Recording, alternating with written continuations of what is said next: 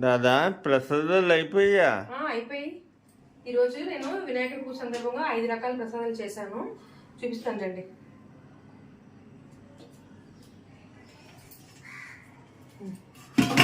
వినాయకుడికి ఎంతో ఇష్టమైన హారతి చేశాను.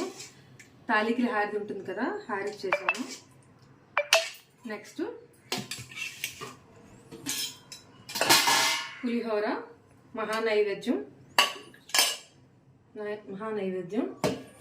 నెక్స్ట్ ఆవిరి కూడా ఉండ్రాళ్ళు చేశాను.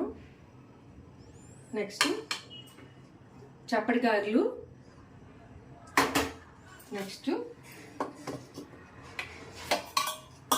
వడపప్పు.